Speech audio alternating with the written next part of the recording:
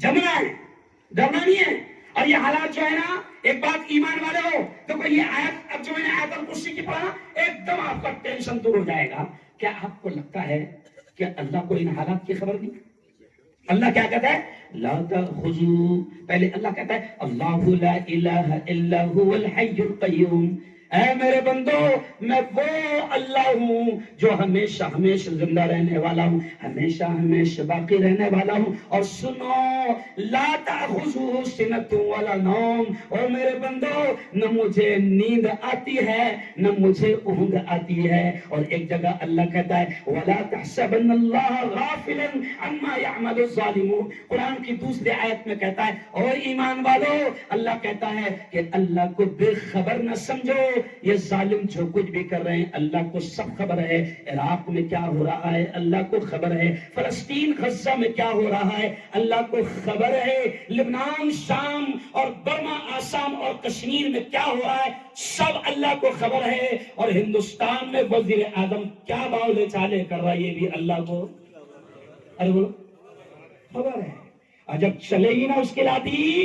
अच्छा, मैं मोदी जी का शुभ चिंतक हूं, ये मैं समझा रहा हूं उनको, ये मैं उनको समझा रहा, क्योंकि उनके आसपास के जो होंगे ना वो उनसे भी ज्यादा बावले है। मैं उनको समझा रहा, मोदी जी तुम बहुत छोटे से आदमी हो, बहुत छोटे से आदमी हो, तुम संविधान से बड़े नहीं हो। अमित शाह कहता है कि पार्लियामेंट में, संसद में जो कानून बना है वो मानना पड़ेगा। अरे हम कहते हैं कि पार्लियामेंट में अगर तुम कोई कानून बनाओगे अगर वो संविधान के खिलाफ है तो मोदी जी तुम संविधान से बड़े नहीं हो, संविधान की जूतियों की धूल भी तुम नहीं हो। हम संविधान को मानेंगे, और ये जो तुम हरकतें कर रहे हो ये संविधान के खिलाफ है। जो हक हमें हमारे संविधान ने दिया है ये उसके खिलाफ तुम हरकतें कर रहे हो, तुम संविधान से बड़े नहीं हो। इंशाअल्लाह हम संविधान को सामने रखकर, जैसे फारूक शेख साहब ने इशारा किया, मैं हर जगह इशारा कर रहा हूं, मुसलमानों को मैं कह रहा हूं कि पहले दिमाग में से ये बात निकाल लो कि ये हिंदू मुस्लिम का झगड़ा है, हिंदू मुस्लिम का है कि नहीं। एरंडोल में भी तुमने थोड़ा सा कमी कर दिए, यहां भी जीतते थे ना हर पार्टी के, उनको लाना था यहाँ पर। एरंडोल में राष्ट्रवादी, शिवसेना, कांग्रेस सारे, क्योंकि याद रखो बहुत प्यारी बात है, पार्लियामेंट में 238 में से 230 अगर कहूं तो शायद गलत नहीं होगा, हिंदू खासदारों ने अपना सपोर्ट किए। बजाओ यहां तालियां। तो सर, तो इसका मतलब हिंदू हमारे साथ है। ये मैसेज हुकूमत क्या चाह रही, हिंदू मुस्लिम हो जाए, और अपन क्या करेंगे, नहीं होने देंगे, नहीं हो जाए। मैं इसलिए तो कह रहा कि भाई वो तुमको उकसाएंगे।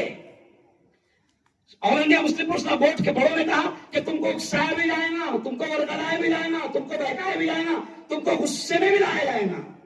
अच्छा, फतरा को दूसरे भेजेगा, समझ रहे ना, फतरा कैसे भी आया तो फिर अपन चैन से बैठेंगे नहीं, लेकिन फिर भी चैन से बैठना है।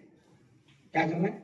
अच्छा, जो नारे लगा था ना, साथ में कभी रैली निकलेगी, अभी आगे चल के सब करेंगे बराबर। ये अभी अपन इशारा कर रहे थे, पहले ये जो कारवा घूम रहा है ना, ये जिले के हर आदमी को ये समझा रहा कि पहले मुसलमानों तुम समझ लो कि वक्फ का झगड़ा क्या है, फिर जिस दिन तुम समझ जाओगे तो तुम खुद मैदान में आ जाओगे। और अल्लाह का शुक्र है, मैं कहता हूं ना कि हम जमीनों से इतनी मोहब्बत करते कि अगर अभी अपनों को पता चल जाए कि बाबा कलकत्ता गए थे, बंगाल गए थे, और बंगाल में बाबा ने 3000 का प्लॉट खरीदा था, अल्लाह की कसम अगर आज पता चल जाए तो अपन वहां जाएंगे, छोड़ेंगे क्या?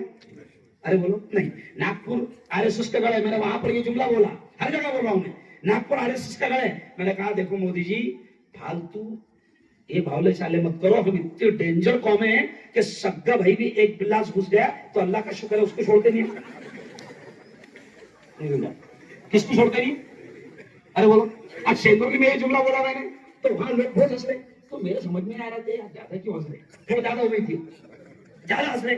तो बाद में उन्होंने सेंदूर ने आकर बताया, मुफ्ती साहब ज्यादा इसलिए हंस रहे कि अभी तुमने एक बिल्लास की बात करे, अरे जुम्मा से पहले 1 इंच पे झगड़े हुए ला, अब भी पुलिस स्टेशन से लाए।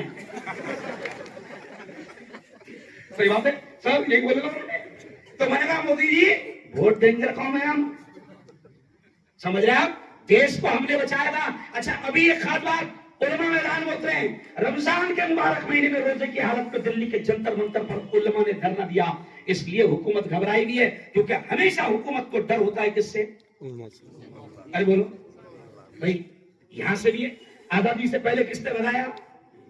अरे गोरे अंग्रेजों को किसने बनाया? उल्मा से। गोरे अंग्रेज भी किससे डरते थे? उल्मा से। और अभी काले अंग्रेज भी उल्मा से डरते नहीं। तो अब हमको मुद्दई होकर लड़ना है, कोई ऐसी हरकत नहीं करना है कि उनको मौका मिल जाए।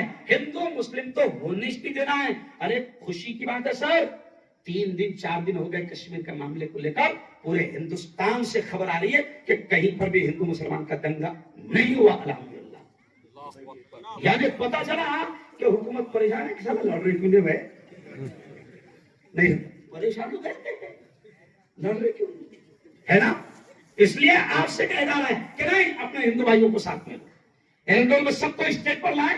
क्या हुआ फारूक भाई रंडो में? हिंदू भाइयों ने इतना जबरदस्त बोले कि हमारी कोई तकलीफ करने की जरूरत ही नहीं पड़ी।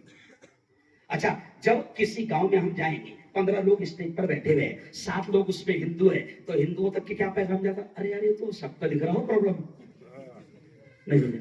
और हम यही समझा रहे कि बेटा अभी हमारा नंबर है, कल तेरा है। 90 साल पुराना जैन मंदिर टूटा मुंबई में, क्यों? तो मैंने जैन भाइयों से कहा लग गया तुम्हारा भी नंबर। फिर आगे सिखों का भी नंबर आएगा, क्रिश्चियन का नंबर आएगा। तो हम हिंदू भाइयों को भी समझा रहे कि ये चोरों ने ट्रेनें बेच दिया, प्लेटफॉर्म बेच दिया, हवाई अड्डे बेच दिया, हवाई जहाज बेच दिया। अब इन भिखारियों के पास में बेचने को कुछ अरे बोलो है नहीं। तब इनकी नजर पड़ी इन चोरों की अपने बाप दादा की जमीनों पर, औकात पर। मैं कल वो जो भाउंचा